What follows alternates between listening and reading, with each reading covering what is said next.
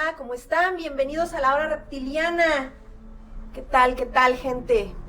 El día de hoy quiero hablarles de un capítulo muy oscuro en la historia moderna de la humanidad, así como, pues, ya vieron en transmisiones pasadas, les hablé de un par de epidemias muy curiosas ocasionadas más que nada por la histeria colectiva. Sin embargo, el día de hoy el tema que se tratará es sobre un experimento. Fue un experimento hecho con la salud de los seres humanos que sufrieron bastante, una parte por la ciencia, y también en gran parte, si no diría yo la mayor parte, por culpa del racismo en Estados Unidos. El tema de hoy es el experimento de Tuskegee. Este estudio clínico fue llevado a cabo entre 1932 y 1972 en la ciudad estadounidense de Tuskegee, en Alabama. Fue llevado a cabo por el Servicio de Salud Pública de Estados Unidos y desde entonces pues ha habido grandes consecuencias para la confianza de la gente en el sistema de salud. Digamos que quiero darles algo de antecedentes. En ese entonces, 600 comuneros afroestadounidenses, en su mayoría analfabetos, fueron estudiados para observar la progresión natural de la sífilis si no era tratada. Y querían ver si esta podía llevar a la gente hasta la muerte. El experimento recibió también el nombre de Estudio sobre sífilis del Servicio de Salud Pública.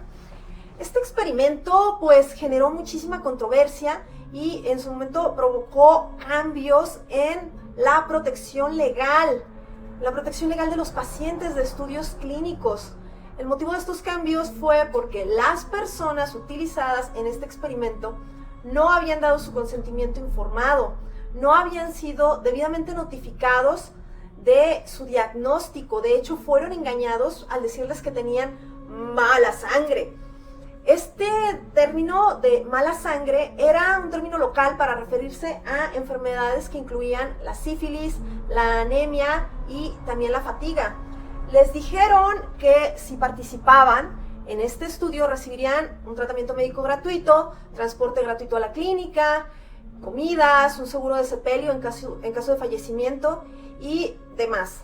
Y para mí es muy interesante porque el Estado que te dice que te va a proteger, que te va a cuidar, en realidad solo te está utilizando, solamente está usándote para experimentar. La cosa aquí es que, pues en 1932 los tratamientos para la sífilis eran muy tóxicos, eran muy peligrosos y la efectividad de estos tratamientos era muy cuestionable. Parte de la intención del estudio era determinar si los beneficios de este tratamiento podían ser, digamos, compensados dado la toxicidad de él. Es decir, si valía la pena tratar a los enfermos de sífilis porque eran tan tóxicos los tratamientos que a veces llegaron a pensar que tal vez era peor el caldo que las albóndigas, peor el remedio que la enfermedad. Sin embargo,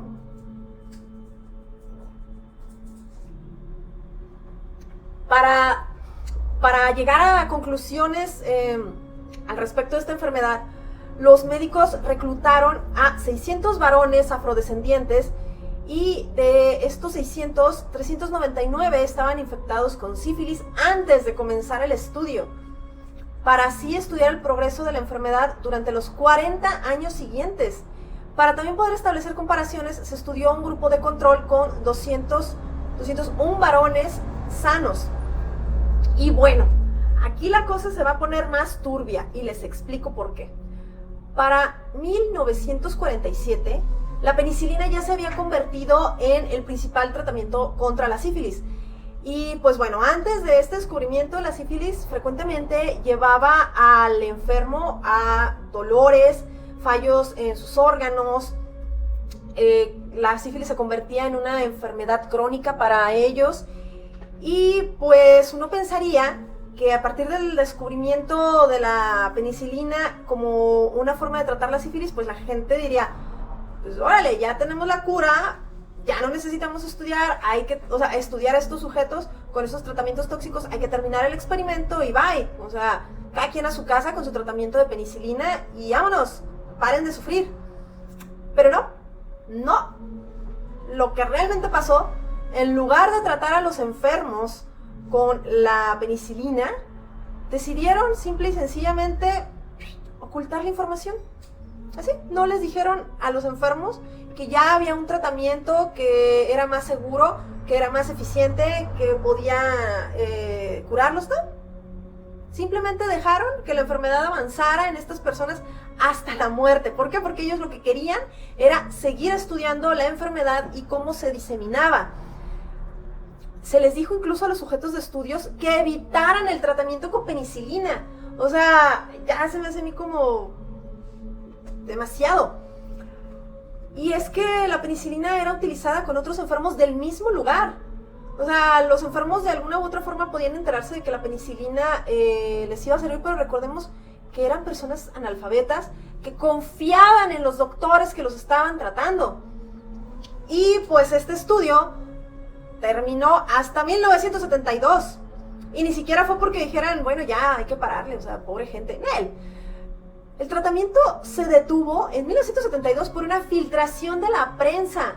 Es decir, que para ese entonces, de los 399 participantes que habían entrado enfermos, 28 ya se habían muerto de sífilis, otros 100 de complicaciones médicas relacionadas a la enfermedad y además 40 mujeres que eran pareja de los hombres, de los varones estudiados, resultaron infectadas.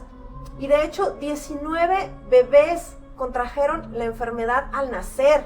O sea, estas personas no se detuvieron ni porque había bebés contagiándose de sífilis.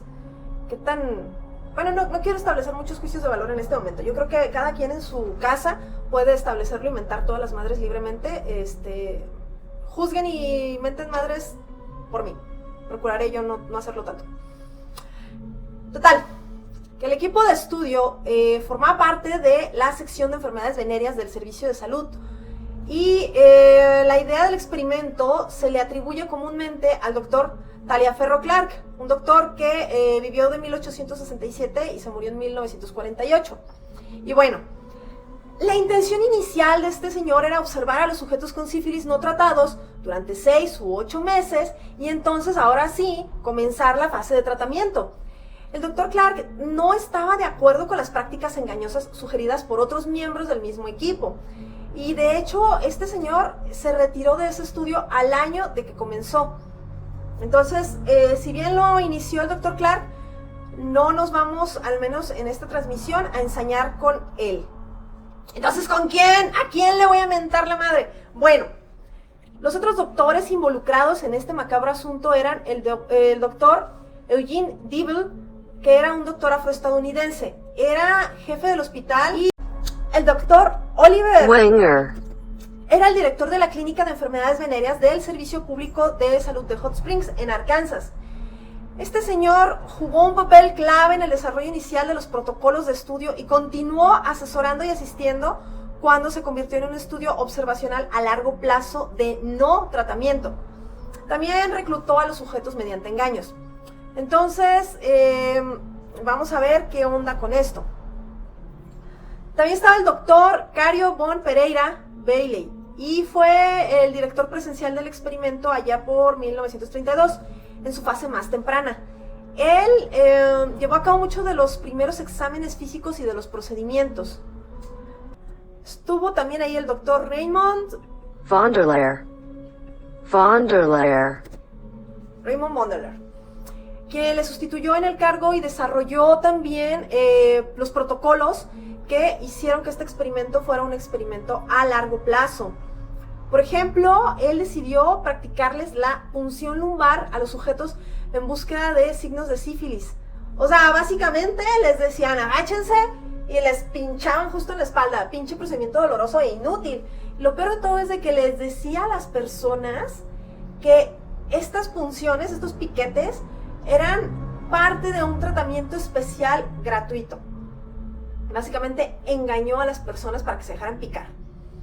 Y pues, de hecho, hay correspondencia, hay cartas en las que este doctor, confabulando con el doctor Wenger, se felicitaban por el estilo para escribir cartas tramposas a los afrodescendientes. Obviamente ellos no usaban la palabra afrodescendientes o afroestadounidenses.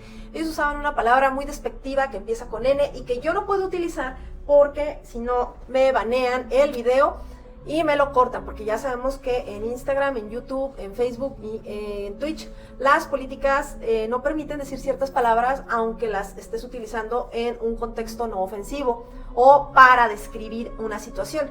Entonces, creo que ustedes y yo ya no necesitamos entrar en más detalles, al cabo ya saben qué palabra es a la que se referían estas personas despectivamente. Total que, pues, al final, el señor Mondeler se retiró de la dirección de la sección de enfermedades venéreas del Servicio de Salud Pública allá por 1943. Y bueno, el que le siguió fue el doctor Paxton Belcher Tim, que era el asistente del doctor Pereira, le sucedió en el cargo. Y bueno, llama la atención de qué demonios tenían en la cabezota estas personas para llevar a cabo este experimento. O sea, ¿a quién en su sano juicio se le ocurre hacer estos experimentos con la gente?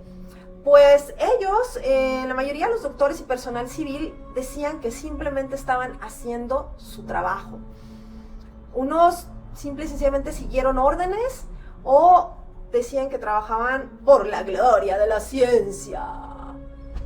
Y pues está cabrón, o sea, la ciencia tiene límites éticos. Entonces eso de decir que haces X o Y cosa en nombre y en favor de la ciencia es ridículo.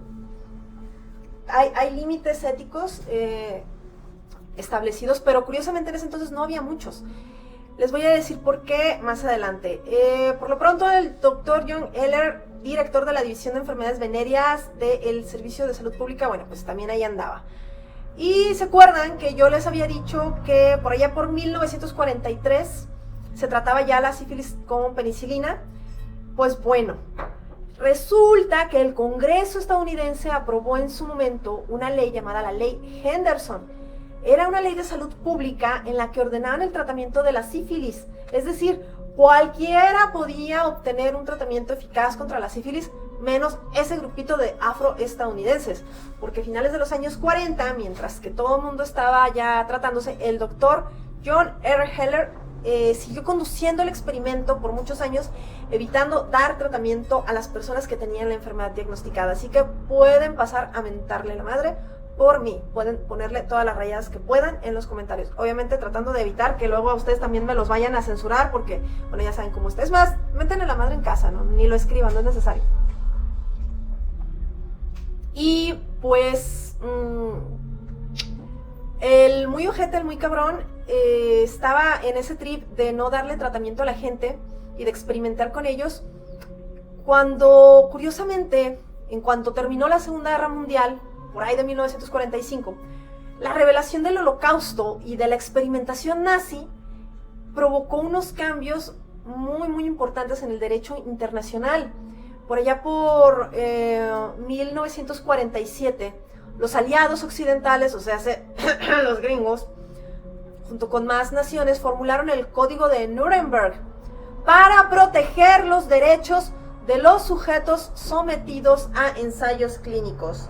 Estamos hablando de que en Estados Unidos estaban promoviendo la protección de los derechos de las personas con las que se experimenta por la ciencia, pero por otro lado, y bueno, a causa del Holocausto, y por otro lado, en su propia casa, con su propia gente, se hacen de la vista gorda. ¿Qué tan jodidos de entrada estamos como humanidad que apenas en 1964 la Declaración de Helsinki de la OMS precisó que los experimentos con seres humanos necesitan el consentimiento informado de los participantes? O sea, antes de 1964, los científicos podían experimentar con la gente y ni siquiera decirles que estaban haciendo experimentos con ellos. O sea, hasta 1964 es cuando les empiezan a exigir el consentimiento informado. Y por otro lado, parece ser que nadie reevaluó los protocolos de este estudio del que les estoy hablando. de acuerdo a las nuevas normas, deberían de haberse reevaluado, deberían de haberle informado a la gente sobre sus diagnósticos, sobre su tratamiento, darles un tratamiento correcto para la enfermedad de la sífilis, en lugar de seguir ocultándoles la información y de seguir tratándolos con medicamentos peligrosos y en vez de seguir dejándolos morir. Y pues bueno, otra de las personas involucradas en esto fue una enfermera. Esta enfermera fue Eunice Rivers, quien nació en 1899 y se murió por ahí de 1986, duró bastantes años. Ella fue la única persona que tuvo contacto todo el tiempo con las víctimas. O sea, es decir, desde que comenzó el estudio hasta que concluyó, esta mujer estuvo en contacto con las víctimas y pues ella fue una enfermera afroestadounidense. Ella fue reclutada en el hospital John Andrew por un interés especial del doctor Von der Leer. Y pues al ser el estudio una responsabilidad del Servicio de Salud Pública, esta enfermera se convirtió en asistente del jefe y fue como pieza clave de esto. Durante los 40 años que duró esto, ella estuvo ahí.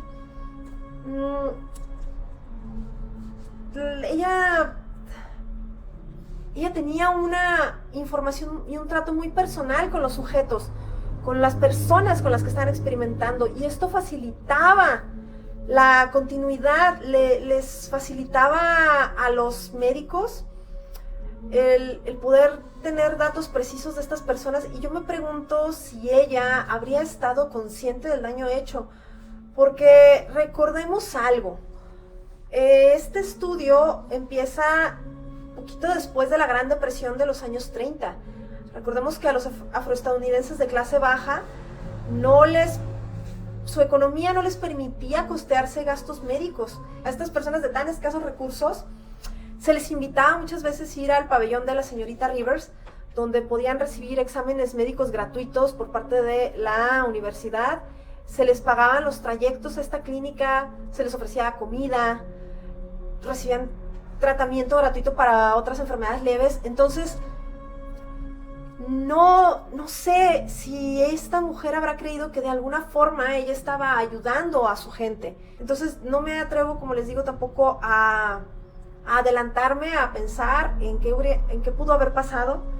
Y yo a ustedes les invito a ponerme en comentarios lo que ustedes opinan. ¿Ustedes creen que ella haya tenido otros motivos para haber sido parte clave de este experimento tan turbio? ¿Creen que ella lo hizo de mala fe o de buena fe? Ahí pónganmelo en sus comentarios, porque al menos para mí es muy difícil imaginar qué pensamientos habrán habitado en ella. Y pues vamos a ver algunos detalles de este tratamiento que les dan contra la sífilis. Recordemos que este experimento comenzó originalmente como un estudio clínico de la incidencia de la sífilis entre la población y pues el sujeto se suponía que iba a ser estudiado nada más de 6 a 8 meses y después iba a ser tratado bajo los estándares de la época.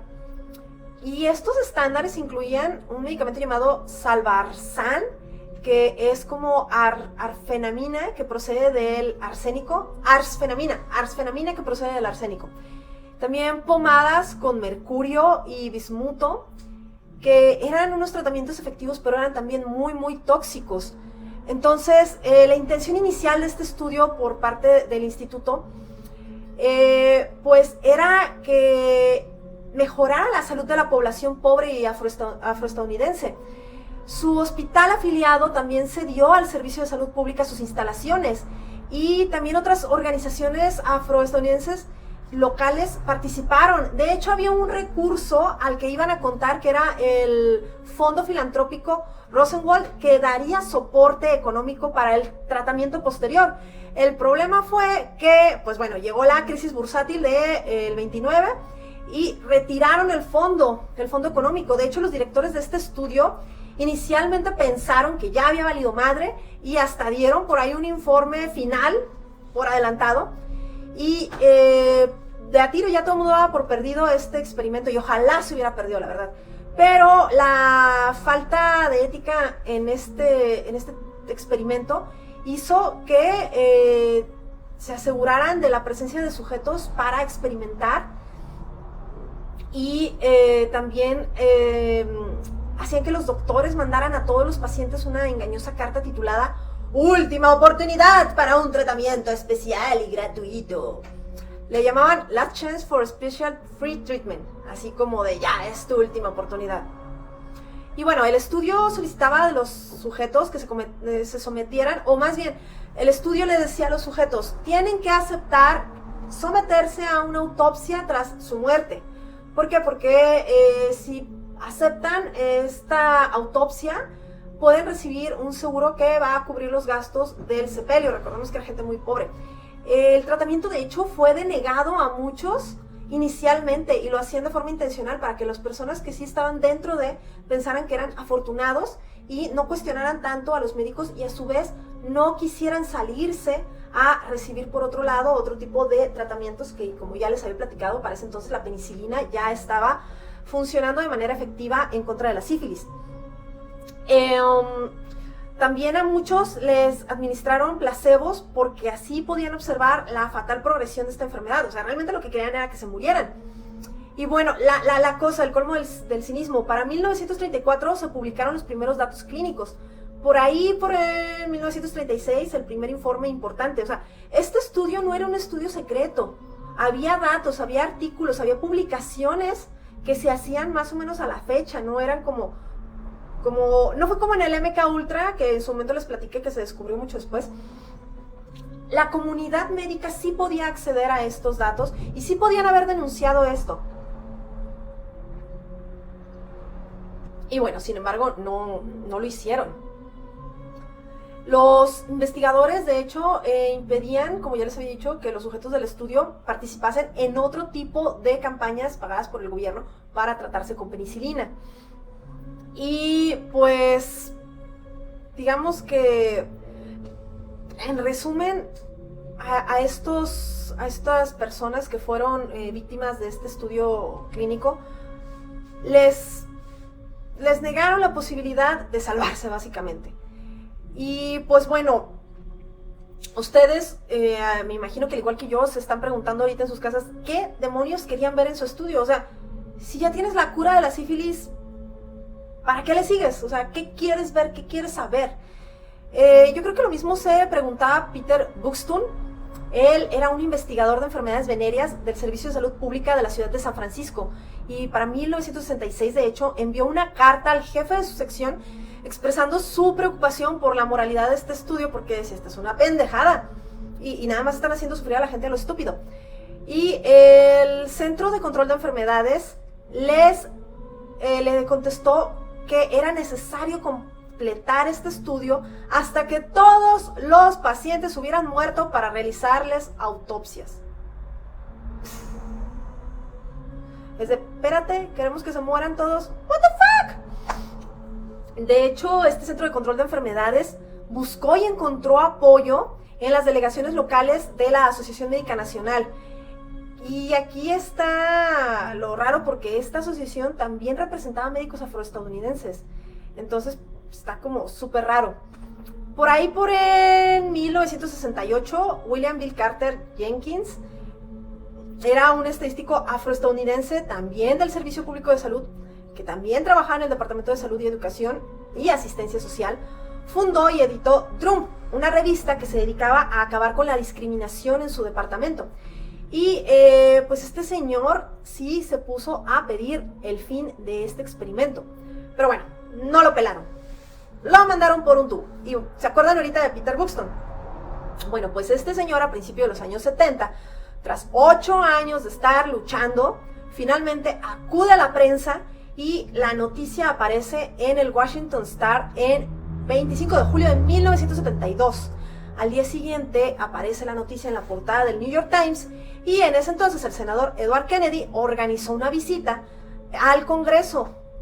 ¿Para qué? Para que Peter Buxton fuera al Congreso y hablara con todos. Y a partir de esta protesta pública, por fin en 1972 un grupo consultor determinó que el estudio no tenía justificación médica. O sea, ¿cuántos años tuvieron que pasar para que por fin alguien se diera cuenta que estaban haciendo una reverenda estupidez? Y pues bueno, ordenaron su fin. Por fin ordenaron su fin y se estableció un acuerdo en un juicio de acción popular iniciado por la Asociación Nacional para el Avance de la Gente de Color, en la que se compensó a los supervivientes participantes de este experimento y a sus familiares que habían sido infectados a consecuencia del mismo, con $9 millones y la promesa, ahora sí, de un tratamiento médico gratuito. Pero de que hay gente terca, chingada madre. ¿Se acuerdan que les había hablado del doctor John Heller? Pues bueno, otro motivo para aventarle la madre. Este señor estaba de terco defendiendo su posición ante la ética médica de este estudio de mierda, afirmando que, ojo aquí, la situación de esos hombres no justifica el debate ético. Ellos eran sujetos, no pacientes. Eran material clínico, no personas enfermas. Chíngate esa, o sea, ¿cómo le dices a un ser humano? ¿Sabes qué? Tú, pues sí, tienes una enfermedad, pero yo no te veo como una persona enferma, yo nomás te veo como parte del inventario aquí de la clínica. Es material, mira, ahí están las gasas, ahí están las agujas, ¿y tú? X. O sea, básicamente este culerazo estaba diciendo que no eran personas. Yo creo que este señor era el colmo del cinismo. Y bueno, pese a este don, por ahí en 1974, digamos que la Acta Nacional de Investigación ya se convierte en ley. Y ahí crean una comisión que estudia y regula la investigación en humanos.